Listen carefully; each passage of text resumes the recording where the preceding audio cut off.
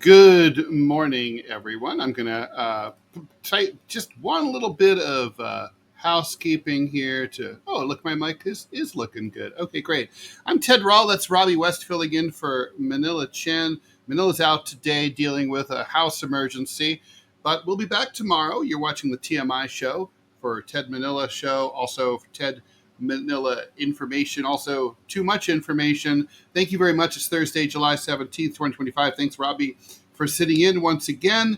And today we're going to be talking about HOAs, which the New York City version of those would be co-op boards or condo boards, but they're all basically the same thing, and how they're fascist dictatorships.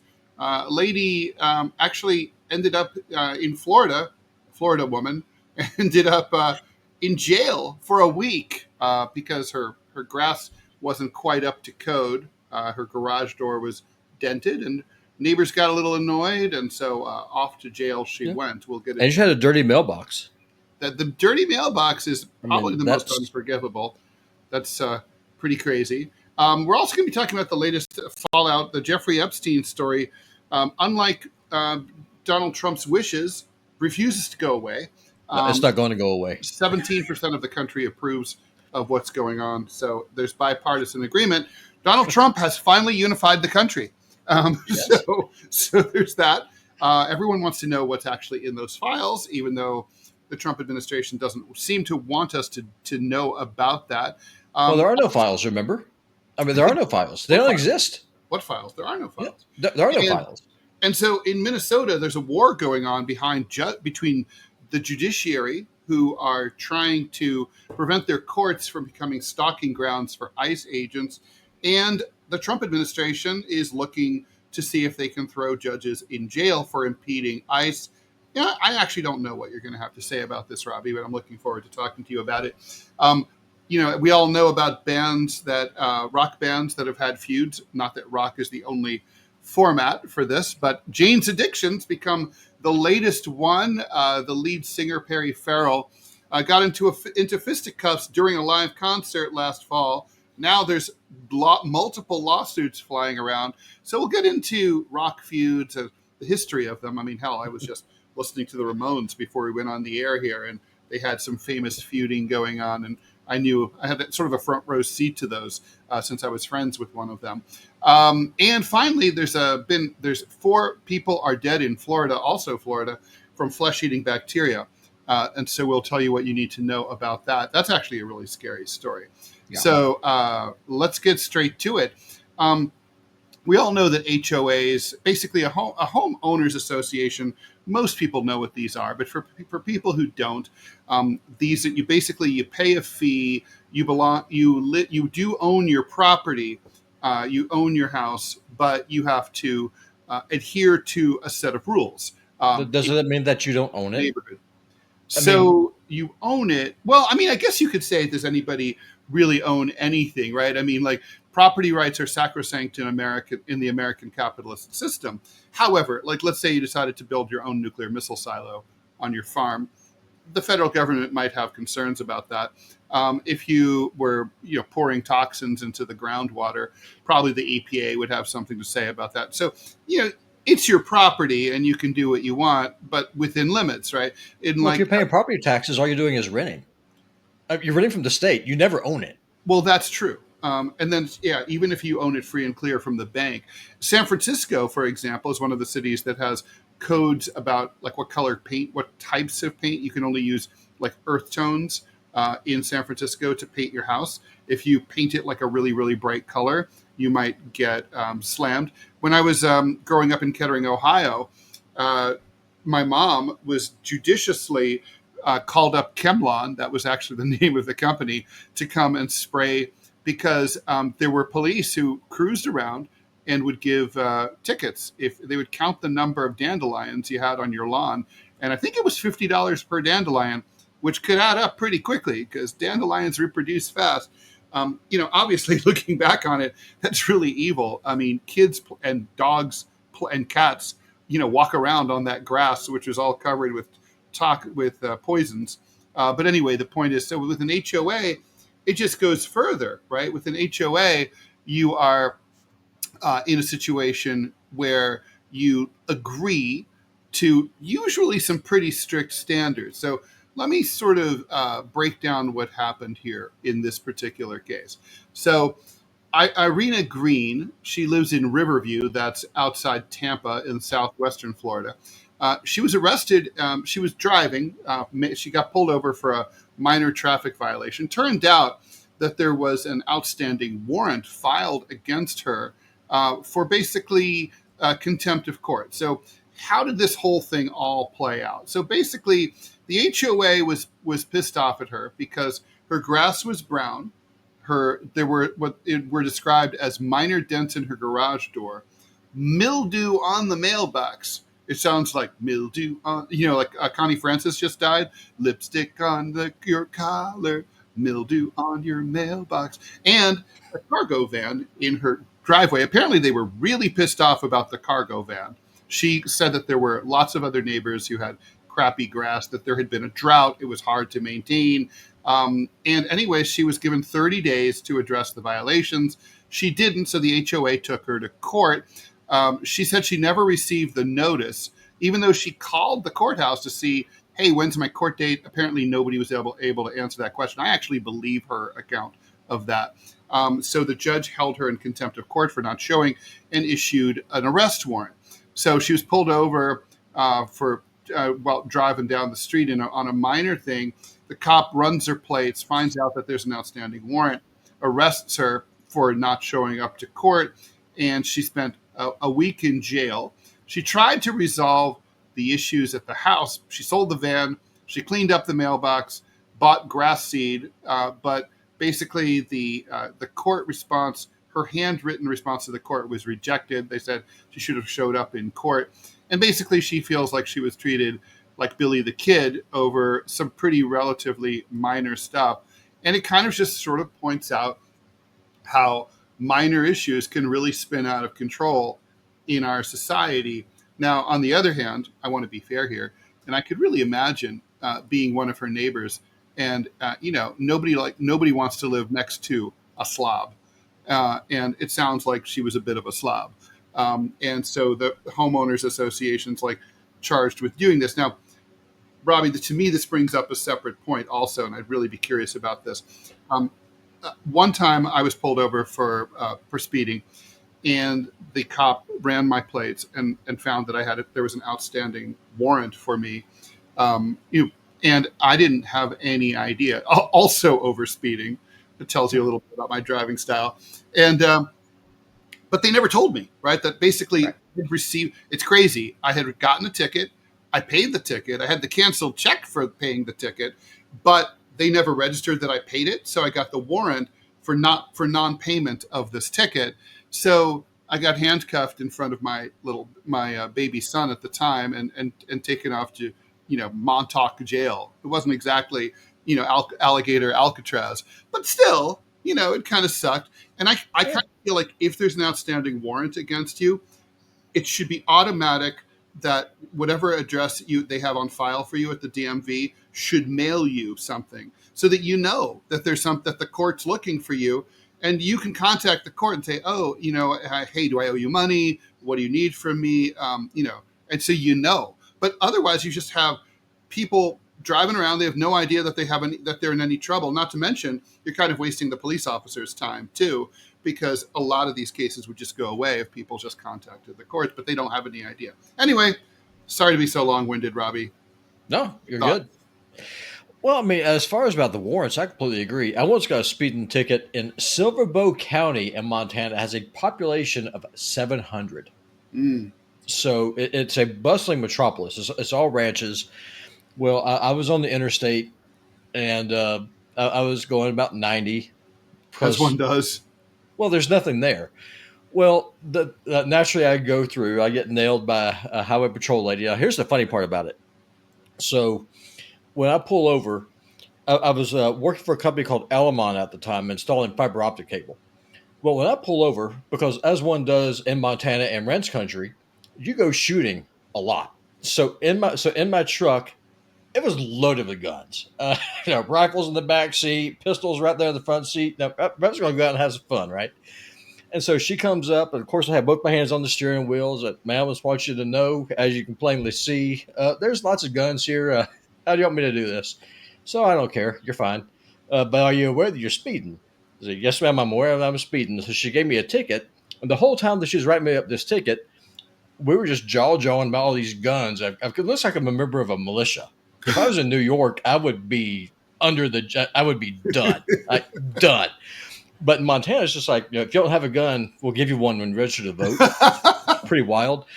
Anyway, can I get back to this? I forgot about the ticket, Mhm. as one does. Right. And so I got back. I got back home, and I was cleaning out my truck, and I was, oh hell, I'm like a month past due on this ticket. Mm. And so I called it. So I called the county, and I paid. Said, oh, are you aware there's a warrant out for your arrest for non-payment? I was like, no, ma'am, I ain't. But now that I paid y'all, I reckon that's going to go away, right? She said, well, it should, but just check the website and see. Like, Mhm. y'all have a website? She said, after a fashion. I mean, you got to remember, this is Ranch County and Montana. All right, I mean, it's not. No, it is what it is. Um, but no, I completely agree with you. It's stupid. But I mean, more to the point, I'm not a homeowner. As y'all know, I'm currently renting a storage unit to live in. So there's not really a bustling HOA that I have to deal with here for my Right. storage container. But that could happen. Oh, it could, but my question is why would anyone want to do it? Because first of all, you're giving people who you don't know, probably don't even like, sound like a bunch of Karens, especially here in Montana from California, who you damn sure don't want to tell you how your storage unit has to look that you're living in. Why would you give them that kind of power? And second, the more unless if you're looking at the house as a place to live, like it's your residence, then it seems to me that you want to keep the value as low or as stable as you could to reduce your property taxes. If you're not looking to speculate to take out loans against your house, it seems like to me you want to keep the property taxes low. So what the hell's the point? Well, you might want to sell your house, right? So that's the point. I mean, like, so I think what happens is, like, people think, oh, if my property values go down because my next door neighbor Robby it has a car up on blocks, and has Ted Rall's communist graffiti mural on the garage door. Then it's going to be, and it's growing. Like I lived in the suburbs in Ohio when I was growing up. Every house looked exactly the same, cookie cutter housing development. We called them Huber houses after the developer who built them. And I remember across the street, we had a neighbor who was from Kentucky, and they were growing corn in their front yard instead of the standard grass. And they had some old tires there. It wasn't exactly like the biggest eyesore in the world. It's corn, I mean, it's a plant, big Right. deal. But the point is, I mean, it was a scandal in the neighborhood. You would have thought this person was, running like an internment camp, or it was Jeffrey Epstein, like raping children there. No, it was just nothing, I mean, honestly. But then my mom was like, if I ever want to sell my house, people will look across the street, they'll see the neighbor, and they won't want to live here. And she's not really wrong. I mean, Right. People really do look at it that way. That's why. I mean, I agree with you. There's kind of like a, the motivation of, you don't want to be assessed at a higher tax assessment, No, why but would you?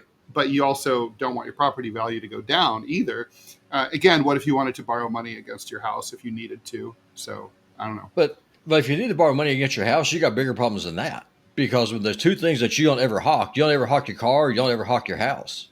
I mean, arguably, you also don't hawk your guns. But I mean, if you're in that situation, I mean, you've got bigger problems than that, because then once you can't pay it, you're going to lose the house. Well, that's So, true. I mean, although I did go through it, and I took out a second mortgage on my last house, and ultimately I dug back out of a hole and paid it off, and I was okay. I mean, it's really for a temporary financial problem, not a long-standing problem like having a podcast that doesn't pay enough money or something like that. yeah, there is that. And also keep in mind, y'all. I mean, I'm speaking out of ignorance here. I'm not a homeowner, so Mm-hmm. I'm one. I'm one of the peasants who look at people who own houses as like, you have reached the American dream. That's You true. you are there. So I'm looking up. It's also kind of an American hell, though, Robbie. It's Oh, both well, because Manila's going through it right now, because yeah, one of the exactly. perks I have about being a renter, if something explodes, I got to just call my landlord and say, hey, guess what? It's This is your busted. problem. It's Come not and fix mine. it. Yeah. Yeah, correct. No, And that's what so, I'm currently renting, and I have that thing too, right? Like if something goes wrong, I'm like, not my problem. I don't care. Come and fix it. yep. Kind of the ideal, I think, is like New York. Actually, if you're going to own in a city, like in a condo or in a co-op, because you really don't have, like, for example, you don't have. It's not your roof. The Right. building has a roof, right? So even if you're on the top floor, which I was, and you have a leak, that leak is really the building's responsibility to fix. And if you, let's say your toilet doesn't work, you have a superintendent, and you tip the superintendent every year, and then just that covers the repair. If they come one time in the year, it more than covers. The tip is more than paid for. So that's the best. But the worst, God, I remember when I had my house in the Hamptons, there was always. I know this is very white person's problems, but I mean, it was, if it wasn't one thing, it was another. So there's the tree that falls down in the storm and takes out your fence. When the fence is gone, the deer get in and eat all of your plants and eat your vegetable garden. It's like, oh, and there's the infestation of beetles. Then there's the irrigation system doesn't work, so your lawn dries up, making the beetles even more crazy. There's the broken pool, filter. There's the time that the well stopped working, and Yep. my son goes, well, do you have to fix that? I'm like, it's hard to have a house without running water. Yeah. And then Makes it difficult. so it's just then when that happened, the pump to the well burned out. So then you have to replace the pump. All of these things are thousands and thousands of dollars. So it can be pretty demoralizing to own a house, but it is, the alternative is just that all your money, you never save any money, never build any equity. It all just goes into rent. So obviously owning is better financially, obviously, unless you could rent really cheap, which most people can't. But There anyway, is no really cheap. I I do. mean, that doesn't exist. So, I mean, so to me, this story is, I mean, it's about control, right? Like, sort of Of like, course. um, I mean, obviously, I guess the right wing argument would be like she knew her responsibilities under the HOA. She moved into a place where she knew she had these rules. She didn't follow the rules. It was her responsibility to follow them. But I mean, the idea that like you could, first of all, let's just say for the sake of argument that she blew off the court date. Like, fuck Right. the HOA and they're assholes in my mildew mailbox. I don't want to go. All right, fine. But this is a civil case. A Right. judge really shouldn't have you arrested for blowing off a civil case. Well, the thing is, in full disclosure, I don't really. First of all, if it was me, let's just assume, for example, if I was this lady and I own this house, Mm, and I work a lot, as you know, and if my grass was growing a little bit, was growing up a little bit high, uh, and some schmuck who I don't know is going to come and say, Robby, you need to get this grass under control. It is above the regulation quarter inch that you we got that we lions accept. running through it.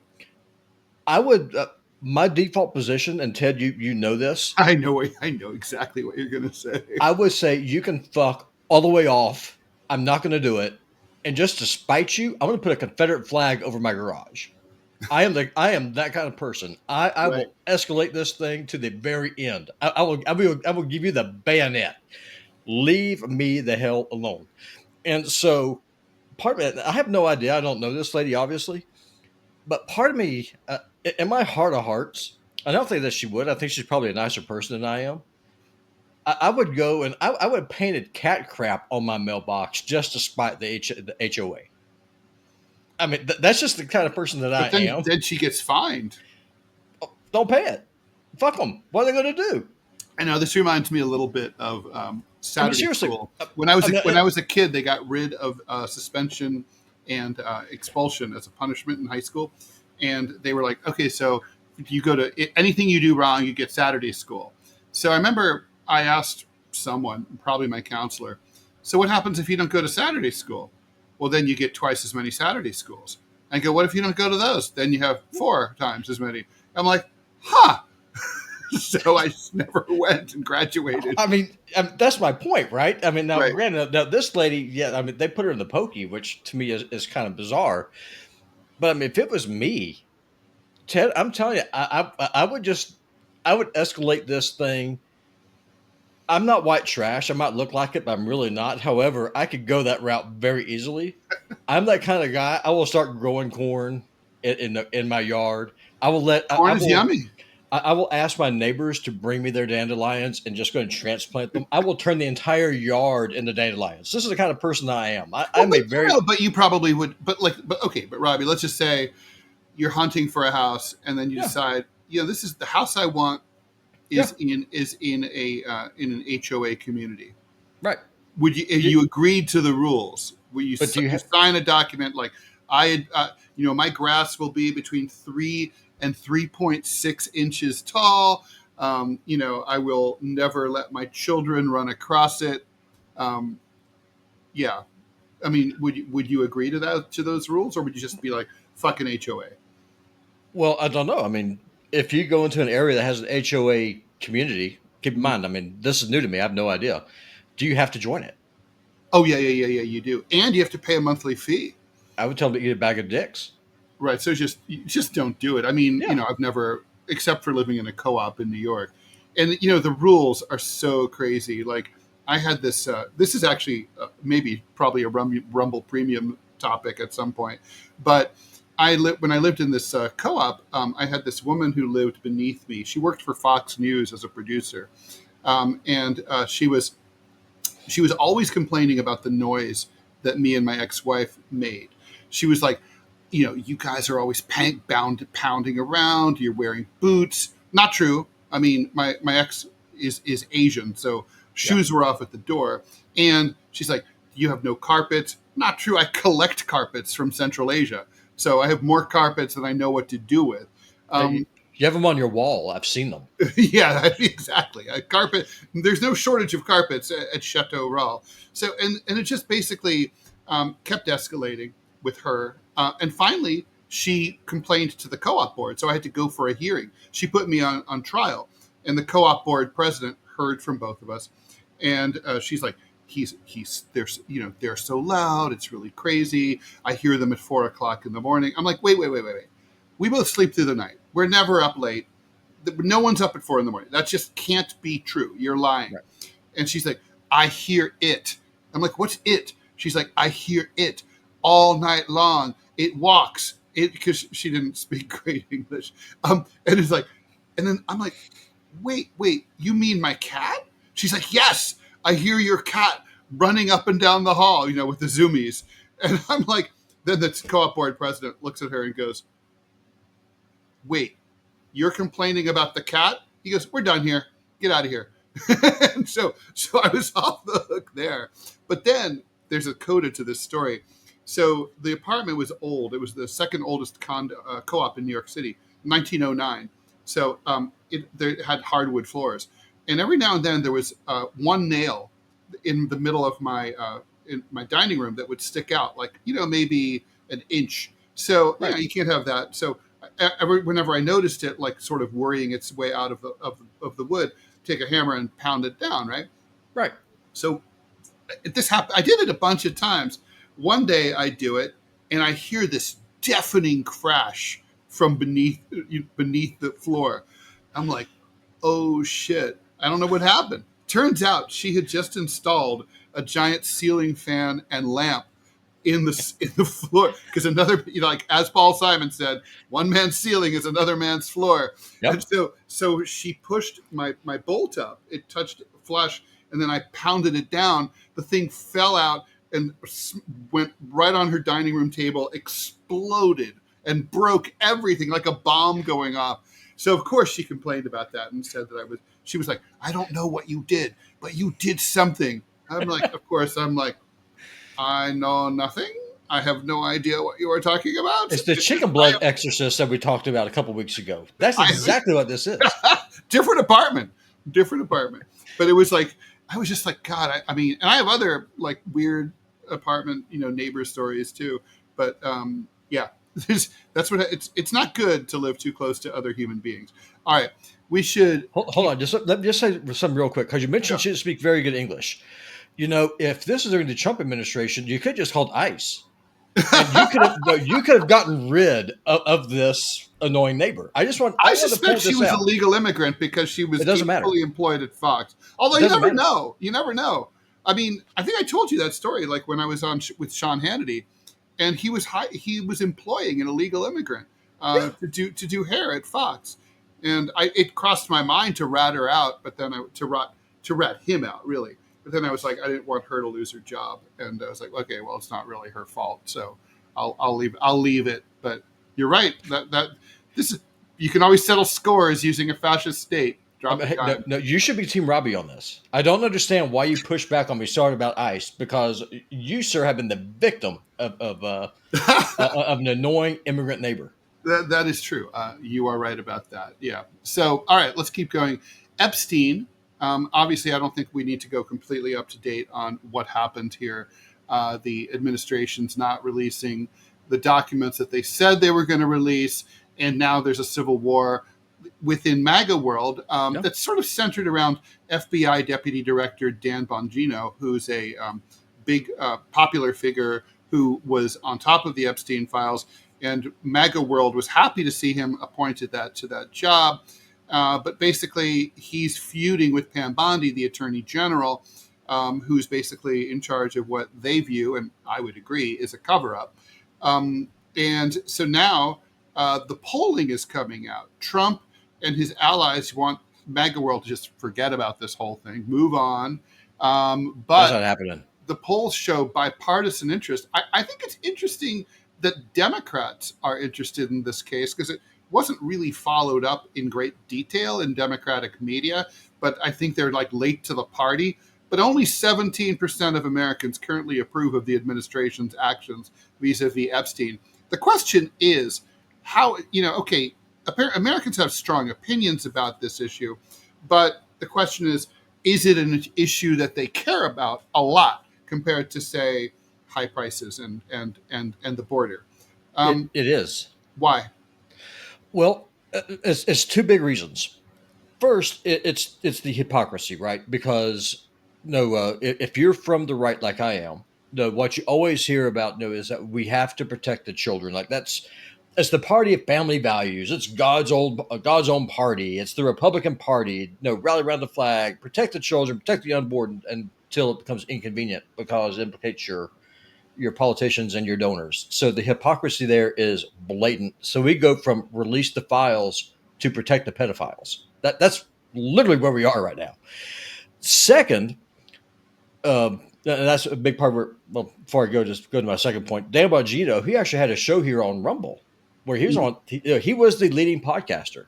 I think his brand is cooked because before he went in, he was leading the charge saying we've got to release the files. We need to drain the swamp to have transparency.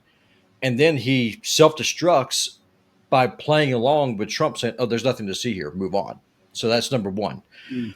Number two, and this is more to the point, it is revealing to everyone, left, right, and center, that we have a two-tier justice system.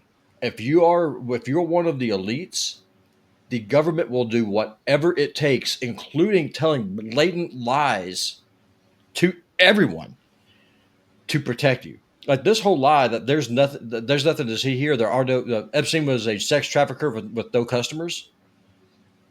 That lie is to protect or the maybe no customers. victims, more accurately, right? Like if it's a honeypot operation, it's not like necessarily people were paying Epstein. But they're Um, underage kids. So I mean, by definition, you have victims. right. But Well, I'm talking all. That's right. Well, of course the kids are victims. Obviously, I'm sorry to gloss over that. But also the Johns are being entrapped, right? Like yeah, they're lured, right? of So course. I mean that looks like that. It doesn't look like Epstein collected money from anyone for Well, this. someone was funding them from somewhere. Right. Well, his lifestyle was funded from somewhere, and it's pretty extreme. I mean, basically, look, it's still being characterized by corporate media as a conspiracy theory, but there's nothing conspiratorial about the fact that this guy was insanely wealthy and that there's no a clear source of income to explain it. There's nothing conspiratorial about the fact that he hung out with British royalty, American presidents, including the current one and former President Clinton, that he had his own private plane with Three of his them. He had right three private janes. three because He, one could be in the shop. You kind yeah. of need to have. I mean, he was spectacularly rich, and there's no explanation for it. Nor is there really any explanation for why and how all these people met him and hung out with him and fell into his orbit. There's never been any explanation about that. I mean, it's kind of like, well, maybe there's a reasonable explanation. I would think that after all these years, one would have surfaced. Yeah, I completely agree. And really, what this all kind of boils down to is when Trump ran in his first term, he had two slogans. One is "Make America Great Again," which is kind of vague, but then he had one that's very specific: "Drain the swamp." Mm. It's that draining the swamp is what's coming back now to haunt him, because people are finally starting to realize Trump is a creature of the swamp. And Yes. so that hypocrisy is really starting to come out. And like this lady, the story with the HOA, you go to jail, you literally go to jail if you're a working class schmuck for having mold on your mailbox. That's what Marjorie Taylor But Greene said a couple but of if days you're ago. but She if said you're normal people go to jail just for anything. yeah, and that's the point, right? Because we have a two-tier justice system. If you are rich, if you are a Sean Hannity type or richer, or if you are a Bill Gates type, or if you are a well-connected politician, you can literally rape someone and nothing will happen to you. Right. Whereas if you are a normal working class schmuck Why like is this like complicated us, for the media, by the way? I mean, it's like, look, here's the thing. We know Epstein and Ghislaine Maxwell um, trafficked underage girls. but we don't Um, know that. We don't know that. There's no client list. We don't know that. well, That's the whole thing. Like Ghislaine she's in, Maxwell, he was in prison. He died in jail waiting for that, and she's in prison potentially for life, right, for the same yeah, thing. Okay, Exactly. but the point is, um, to whom, right? That's the thing. It's trafficked to whom? Exactly. I mean, I mean, it wasn't only Epstein. say So, for example, so Ted, let's just say for example, if I was peddling your books on the black market, mm, what I'm doing is I'm going through and I'm stealing your books. I've scanned them all and I'm selling them all at a discount. And then you can come after me saying, okay, this guy Robby, he is poaching my books. He's selling all my work. But if I have no customers, how can I possibly be selling your books? That's the whole. right. It's a dumb analogy, but I mean that's the best way I can think of to break it Right. down to just Someone's a normal buying them. schmuck. No, no. Clearly, there's other people Of involved here, course, and we want to know who they are. I mean, it's entirely possible that there's not enough evidence to charge them or whatever, but that doesn't mean. I mean, they could say that, right? And like I mean, I said this with on my other show with John Kiriakou, Deprogram. I mean, it seems to me like the administration could drive a stake through this whole problem by simply inviting a range of reporters from far left to far right and in between to go and say, look, we're going to let you into a room. You can examine all of the evidence. You are not allowed to name any names of anyone that you see in those files, but broadly speaking, you can report about what you saw. You can say, yes, there are suspects. There's 13 suspects, but we couldn't charge them because 2 were dead and 11 there wasn't enough evidence or whatever. Like they could do that, but they're they could. choosing to have no transparency whatsoever. But you know why, right? No, honestly, Well, it smells is bad. it's worse than that. Look, if Epstein is running a honey trap, and I believe that he was, Yeah, I do too. someone It's is the only explanation that makes sense to me. someone is baiting the trap, Hmm. right? Yeah, and So I think we know who. the ultimate question is who is baiting the honey trap? Who does this benefit? Who Right. is benefiting from the blackmail? That's what they're protecting. And I'm going to go on the Right. record, and I fully believe it is Israel, and that's why the Republicans and the Republicans and the Democrats, neither one will touch this thing because it is kryptonite. And you will. And And the thing is, if you look at the list of people who are in the Little Black Book, sure, the people who flew on the Lolita Express, right? Correct me if I'm mistaken. Please do. I don't think one of them has ever been on the record criticizing the Israeli government. not one. Yeah. If not one, I've never seen one. Like yesterday after work, I was going through just really just kind of just diving into this because on my own podcast, I've been thinking about just doing something about this. And the way that he's coming out, he sends out this email to the same influencers that he first invited to the White House with those BS Epstein binders. Said, "Look, we're releasing everything." They released nothing. Now those same people are saying, "Oh, I'm done talking about Epstein." But that's a split. Because I sent you that thing about Tucker Carlson yesterday. So you have Charlie Kirk, your arch Zionist Republican talking head, who is the MAGA faction versus the America First faction, which is where Tucker is and Dave Smith and these other people. Like, no, we're not going to let this thing lie. And really, what I think is going to happen, I think this is going to take on a life of its own.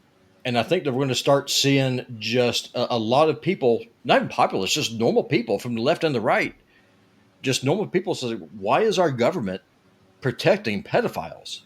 Because they are. What about the role of the Democrats? Democrats are trying to, jump on board in this and say, look, the people deserve to hear about Epstein and all that. It's a little dangerous for them too, though, right? Because Of course. Epstein ensnared people like Bill Clinton. Um, Well, you it's know, political theater. If the Democrats are serious, what they would do, like the next must pass bill that comes through, mhm, they'd say, we are not going to vote for it unless you release everything. right, That's the power of forcing the vote. I mean, right. but they're not going to do that. This is all theater.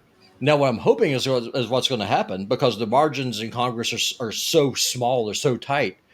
Now, if you can get some Ro Khannas and if you get some Thomas Masseys, just if you get 40 people in Congress, or hell, even less than that, 30, and just say, we are not going to pass this thing unless everything is released, full transparency, they could disrupt the entire system, which is what we need.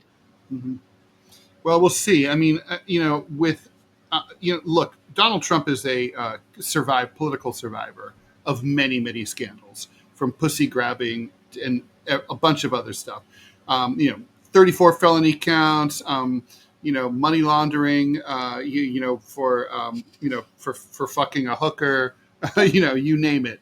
So he's smart, and obviously he looks at this, and I would tell him the same thing. Something will come up. There will be a terrorist attack. Something will happen, and this will be blown off the headlines, and you won't have to worry about it. That, or he'll escalate with Russia. I mean, because these are all things that you're able to do, right? So all you got to do is you can create another scandal. Mm-hmm. But then, though, the question is that you start at is that because social media that never dies, and then you have the midterm elections next month or next year. Mm-hmm. I don't think that this is going to go away, Ted. And this is a problem of Trump's own feels making. like that. It really feels like it's getting. It feels like it's escalating, and we're now in like almost entering the second week of this. Yeah, it's not. It is not going to go away. And one of the things I disagree with Cenk Uygur on everything. I don't think he's honest. I think he's a grifter. I think he just talks out both sides of his mouth. But to see him, of all people, come out and sounding like me, it's freaking wild. And so, and I hope that it's sincere, because if he has a sincere bone in his body, if he cares about children being victimized in Gaza, then you also got to care about kids being victimized here. Now, is there a difference? Sure. In Gaza, we're killing them. Here, we're raping them for profit. But either way, and the numbers are much bigger in Gaza too, right? But that's the intersection. If it's about the kids, it's about the kids. Mm-hmm. And if it's about government corruption, it's about government corruption. And if Israel is committing a genocide, which it is, how is Israel able to get all the support? If they're running a honey trap, there's your answer. AIPAC's part of it. But the other thing is, if they got you diddling a 14-year-old kid, what are you going to do? Yeah, you're not. This is the kryptonite. Yeah, you are not going to. You're not going to speak up, obviously. And I think about people conversely who do criticize Israel. Right? None of them, like Jimmy Carter, criticized Israel, called it an apartheid state. He didn't hang out with Epstein. No, all right, I didn't. Let's move on here. So in Minnesota, the FBI back in February was looking into the allegation, and it seems credible, that judges and lawyers in Minnesota who basically, let me roll this back a little bit. So back in starting last year when ICE started going earlier this year when ICE started their crackdowns, one of their big tactics has been to go to court hearings where undocumented migrants have been attending their court hearing, either to continue their application to be allowed to stay here legally, or because they have some other civil or criminal matter before the court that's unrelated to their immigration application. Anyway, the ICE officers hang out at the courthouse, and then they wait for the immigrants to come out of court, and then they arrest them and deport them, right? So in Minnesota, there's already been one judge who was like pissed off about this, doesn't like the fact that she views it as bad for the court system if people are scared to go to court for unrelated matters because they're going to be deported. So she tried to help smuggle an illegal immigrant out the back door, and he was busted, and she's been arrested, right? And now it turns out that the latest attempt, it looks like, on the part of lawyers and judges in Minnesota to dodge ICE is to tell lawyers, hey, listen, don't bring your client down. We'll pretend like it's COVID times, and we'll do the hearing by Zoom.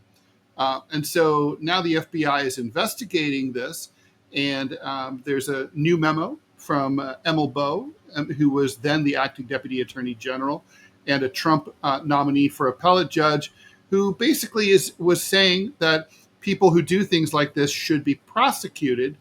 And now the DOJ is looking into that, kind kind of a big deal, right? I mean, it's a Yeah. war between the ruling classes. It's a war between the state judiciary and the federal government. So it's about states' rights versus federal rights.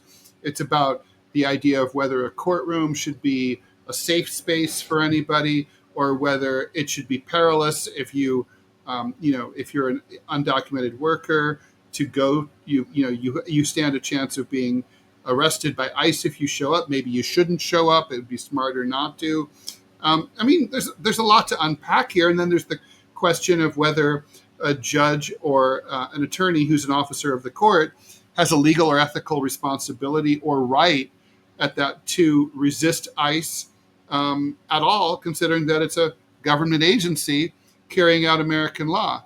I personally think I'm very sympathetic with the idea that we want people to be able to feel safe to go to court, right? Like, I think if you're an undocumented worker, you're an illegal immigrant, and you see a fire, I really want you to call the fire department. I don't want you to be worried about, getting arrested by ICE. I want you to think this is safe. I can do this. Or if you see a person who mugged me run away, I want you to call the NYPD and tell them and not to have to worry about being arrested. And if you have some business before the court, let's say you're a witness in a case, like you're a witness in my case, I want you to feel like you can come be a witness in my case without getting deported by ICE. Robby, what do you think? To be honest with you, I think that it's horrible that the attorneys and the judges are having to make this issue, because I'm a big states' rights guy. Big surprise, I'm from the South. I mean, if I was the governor, I would order the county sheriff to arrest the ICE agents when they show up there at the courthouse. It should not be up to the judge. It should not be up to the attorneys to do this. People don't understand the power that a sheriff has in their county, that they are the highest law enforcement officer in their county. So if you want to protect your illegal immigrants whenever they come to court, Mm-hmm. the best way to do it is for the governor to show some leadership, for the states to start taking back their power. And if you want to invite the ICE agents there, you tell them you will leave or I will have you arrested for trespassing. And I will drive you to the county line and I will let you out. You're not welcome here. But of course, we know in previous clashes between federal and local power, the feds, under the supremacy clause of the U.S. Constitution, they're going to prevail in court and in fact, right?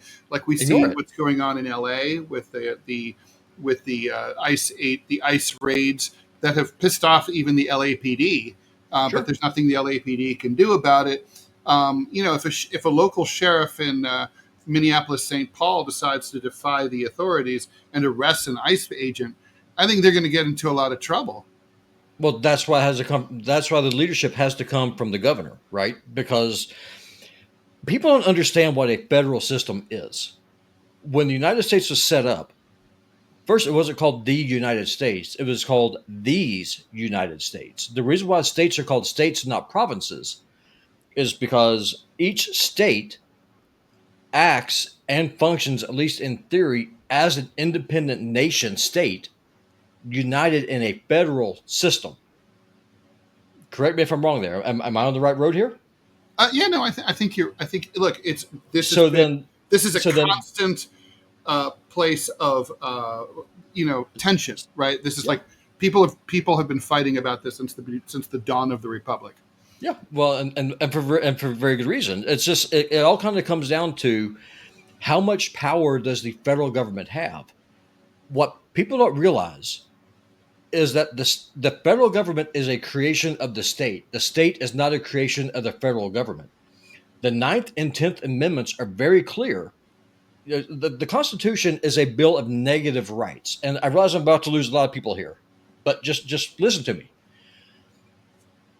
Any power that is not given to the federal government, specifically in the Constitution, is reserved to the states and to the people. And the founders were so adamant about this that they codified it in not one, but 2 different amendments to the Constitution, the 9th and 10th Amendments. The state has the power to defy the federal government, to nullify federal law. The federal government has jurisdiction over interstate commerce and interstate affairs. It has nothing to do with intrastate power or intrastate affairs. What But we need is that we need. immigration enforcement is a federal matter.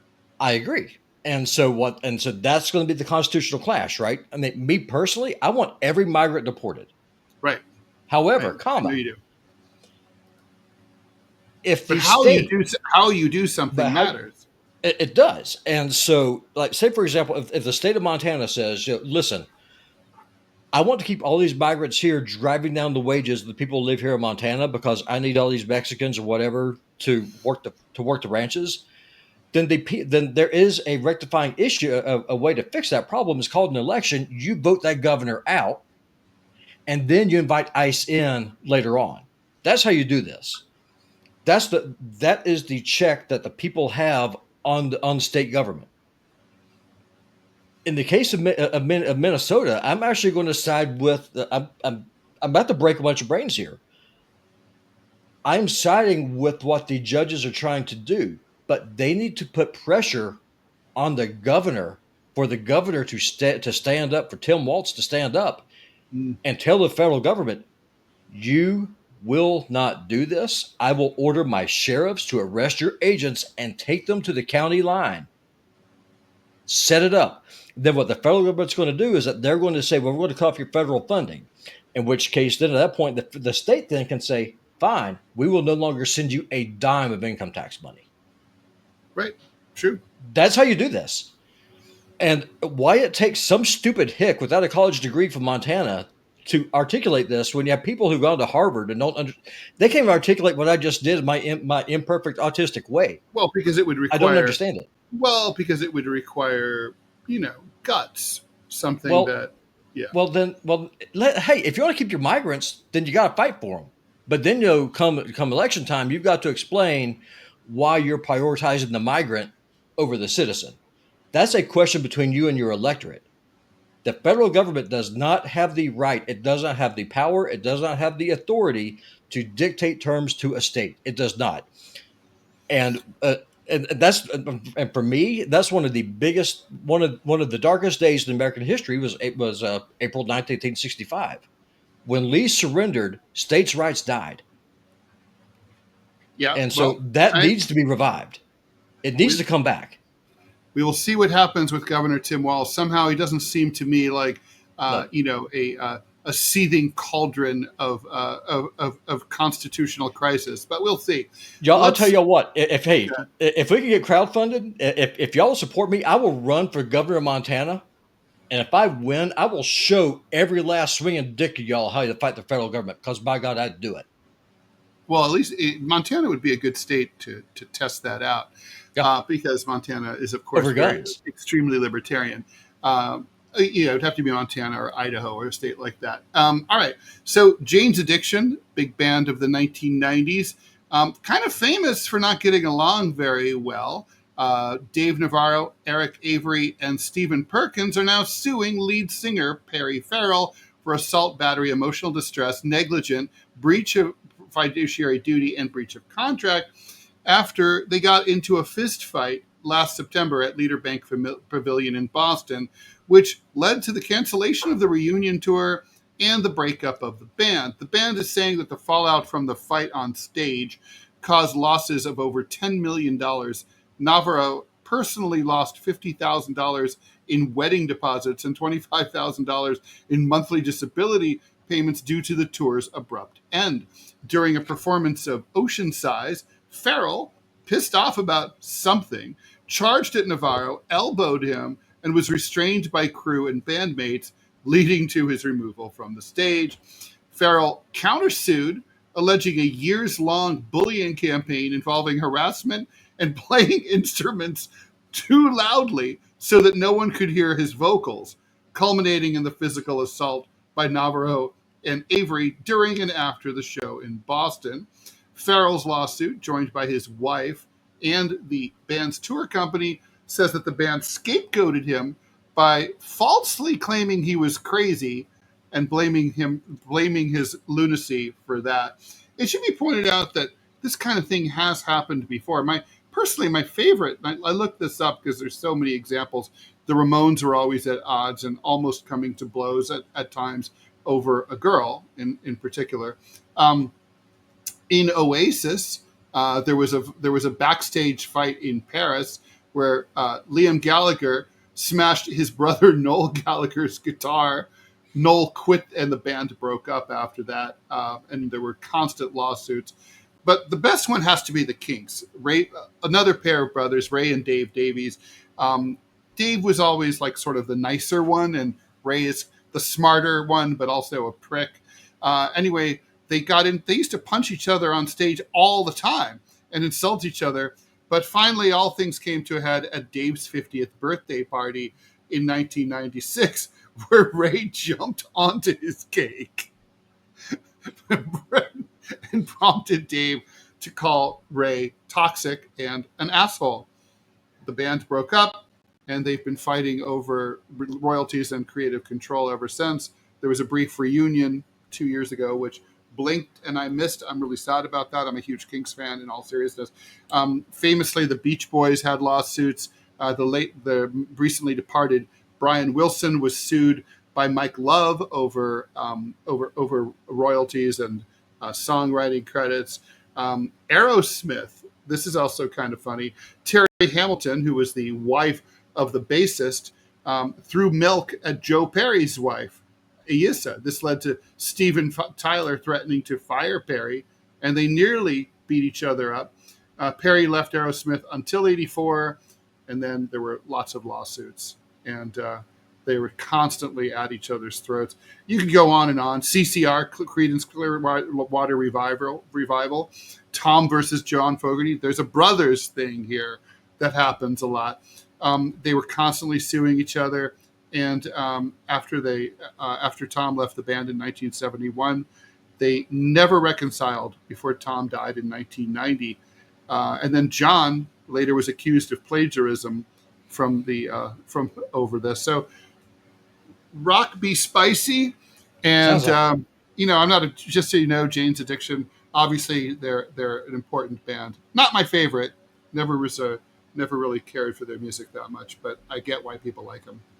yeah. I mean, I think that what it is. I think that if you put in just all the traveling, all of the road time, and then you factor in the self medication that seems to be a pretty common thread, and then the booze, and then everything else, and that they call it dope for a reason. I think that it just kind of self explanatory. Short story, well, not short story, short lesson: don't do drugs, kids. Because if you do, you'll end up getting the fist fights on stages and destroying yourself economically. So if you're And going to do looking like a this, fool. stay sober. Yeah. Yeah, no, and it's actually such a tragedy about, like, I mean, certainly CCR, great band, the Kinks, great band. It really sucks to see that happen. I mean, these the way things just blow up that way. Finally, last but not least, there's been an outbreak in Florida of 11 cases of a rare flesh-eating bacteria. I guess not rare enough. 4 people died in Bay, Broward, Hillsborough, and St. John's counties, and that according to a July 11th health update. This particular, if you're keeping track of your flesh-eating bacteria, this one's called Vibrio vulnificus. So it thrives in warm, brackish seawater, which Florida has a lot of, and it infects you through open wounds or raw seafood consumption. Causes very severe symptoms like necrotizing fasciitis, which kills your tissue, and may require you to be amputated if it doesn't kill you. If you have a compromised immune system, liver disease, or open wounds, you're at higher risk. Infections, flesh-eating bacteria, are fatal in 1 out of 5 cases. So it's serious. And Yep. they say that hurricane flooding caused by climate change, but just hurricanes in general, like Helene and Milton, increased the cases last year. There were 82 cases, 19 deaths last year as brackish water spreads to new areas in Florida. So what should you do about it if you're in flesh-eating bacteria territory? Don't drink any water. Stay away from water if you have cuts on your skin. Use waterproof bandages. Cook your seafood all the way through. No sushi for you.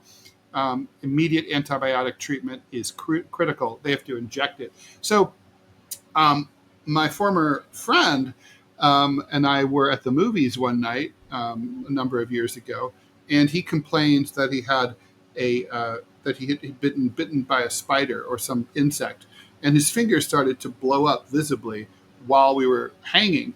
And so, just out of an abundance of caution, we went to Mount Sinai Hospital on the Upper East Side of Manhattan to the ER. They said, "Oh, it's just a spider bite. Just go get some Benadryl." So he goes home, I go home, and in the middle of the night, he just feels awful. So Mm, fortunately, he was a hotel worker. He belonged to a great union that had its own clinic. So 24 hours. So he went to the union clinic, and they're like, "Dude, you have flesh eating bacteria. You're going to be dead in about 12 hours." So they put him on an IV drip of antibiotics right away. He barely survived. I mean, mm. and it's like, well, how do you get it? Who knows? It's just like walking around New York City. I mean, it's really freaky. The fact that the hospital missed that is terrifying. Urgent care gets what a hospital misses. I mean, that's pretty bad. Uh, so you mentioned he's your former friend. Did y'all have a falling out, or what happened? We did have a falling out, yeah. Not over the flesh-eating bacteria. I was about to say, were you jealous about the bacteria, No, or like, I wasn't. I mean, yeah, that's a kink that some people have, but not me. No, no, he was. He acted like a total douchebag the day my mom died, and I was like, "This is really not the day." right? And like, don't fuck with me. Like, my mom is literally. We had the conversation like 12 hours before she died, and he was being an asshole and making it about him. It's like, my mother is dying. Stop. Right. And he just couldn't stop. And so I was just like, I never want to talk to you again. Fair enough. I don't blame you. Yep. The guys are, yeah. That sounds like a very douchebaggy kind of thing to do, especially since you took him to the hospital. And Well, imagine getting to a hospital in New York City is a feat in and of itself. well, it was really easy. We just walked right into the ER. I mean, we were nearby and just walked in. But But you didn't have like a 10 or 12 hour wait. well, I guess no, not really, not that night. I mean, there's always a wait. I mean, the only time I've ever been seen quickly was when they thought I had a gunshot wound. But and I've kind of like think now if I really needed to go to the ER, I'd probably take a taxi to New Jersey, and I think I'd be seen sooner, even allowing for the traffic, than Really? for the drive. Yeah, because you're right. I mean, if you don't have something like where like I can see your arm has been severed, you are bleeding a lot. If they can't see that, they're like, have a seat. It's 4, 6, 8 hours. It's not worth it. I remember one time I was with my ex-wife. We had a little minor car accident. Although this is a funny story. So she was being an asshole to the driver, and she's like, "Drive faster. Why didn't you go? Why didn't you change lanes? Change lane. Do this." And she made him so nervous that he rear-ended a car. And because she was leaning forward to give him a hard time, she smacked her forehead into the divider. And I was kind of like, karma. So we went to the emergency room, to see if she might have a concussion. And it was like, we're waiting. And I was like, you know what? Honestly, we should just go home. You're not going to get any better sitting here in the ER waiting room. Just go home. It'll probably be fine. And it was. Yeah. So Yeah. If you're not dizzy and puking, you're probably okay. yeah, yeah, yeah. I mean, Yeah. the problem is that you could go to sleep and then never wake up. But Hey, if you got to go though, that's the way to go. well, that's true. That's I true. mean, I always thought like provided you're Attila not the the one Hun was driving the the way to go. car. Attila the Hun died fucking two of his wives. I always thought that was the way to go. Yeah, but that's a pretty gnarly nosebleed that he had though. I've often wondered if he was poisoned. um, it's possible. Yeah, he I was was gonna say, pretty young. Yeah, yeah, he was like in his 40s or something. and he was a hardy man. Yeah, he was banging a Roman princess, so there is that. So there's no real love lost there. That's true. But if you have to go, you have to go. I mean, yeah, that's like Alexander the Great. He could have easily been poisoned by Roxanne. Yep. Yeah. Well, but Afghan princess, not dangerous there at all. No, you'll be fine. You'll be fine. What could go wrong? All right, guys. Thanks everyone for tuning in. Really appreciate you. Thank you, Robby, for sitting in for Manila. Manila will be back tomorrow. This is the TMI Show. I'm Ted Rall. That's Robby West. Manila Chan back tomorrow. Please like, follow, and share the show. And we really appreciate you. See you tomorrow, Monday through Friday, 10 a.m. Eastern Time, 7 a.m. in the Pacific. You know how to do the adjustments everywhere else. Yep. And let me see. I got to find my outro here. Find the outro, Ted. Where's the outro? Where's the outro? Oh, there it is. Bye.